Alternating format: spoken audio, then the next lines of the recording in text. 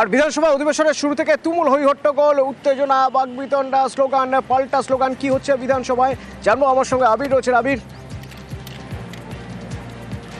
দেখো, আজকে মুখ্যমন্ত্রী তিনি ওবিসি যে জট কাটানোর যে বিষয় দাঁড়িয়ে বিধানসভার অভ্যন্তরে তিনি যে প্রস্তাব তিনি সেটিকে পেশ করেন এবং যে কমিশন, সেই কমিশনের তরফ থেকে যে বিভিন্ন সমীক্ষা করা হয়েছিল তার ভিত্তিতে কি ধরনের রেকমেন্ডেশন করা হয়েছে এবং কিভাবে গোটা কাজ হয়েছে তিনি সেটা উল্লেখ করেছেন।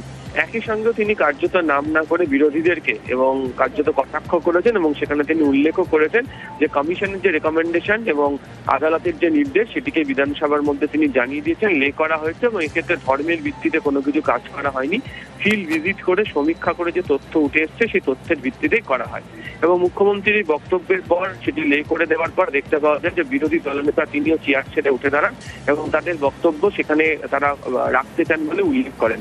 যদিও বিধানসভার তরফ থেকে অধ্যক্ষ তিনি জানান যে বিধানসভা আপাতত মুলতবি বলে ঘোষণা করা হচ্ছে, আবার দ্বিতীয়ার্ধের অধিবেশন শুরু হবে এবং তারপরেই বিধানসভার অধিবেশন কক্ষের মধ্যেই বিজেপি বিধায়কদের তরফ থেকে স্লোগান দেওয়া হয়। তারা সেখানে বেশ কিছুক্ষণ ধরে তারা তাদের বক্তব্য তারা পেশ করার চেষ্টা করেন। যদিও বিধানসভার অধ্যক্ষ যেহেতু মুলতবি ঘোষণা করেছেন, ফলে তাদের সেই মুহূর্তে সেখানে বলার কোনো সুযোগ থাকেনি। তবে তারা বেশ কিছুক্ষণ অধিবেশন কক্ষের মধ্যেই তাদের যে বিক্ষোভ সেই বিক্ষোভ চালিয়ে যান এবং শেষমেশ বিধানসভার অধিবেশন কক্ষ ছেড়ে তারা বেরিয়ে যান এবং এক্ষেত্রে দাঁড়িয়ে বিজেপি নেতৃত্বের বক্তব্য হচ্ছে তাদেরকে কথা বলার সুযোগ দিতে হবে এবং ওবিসি সংরক্ষণের বিষয় নিয়ে যে প্রস্তাব পেশ করা হয়েছে তার মধ্যে এখনো পর্যন্ত বেশ কতগুলি জায়গাতে আপত্তি রয়েছে বলে তারা জানাচ্ছেন এবং সেই প্রসঙ্গে তারা বিধানসভার অভ্যন্তরে এবং বিধানসভা চত্বরের মধ্যে বিক্ষোভ প্রদর্শন করলেন।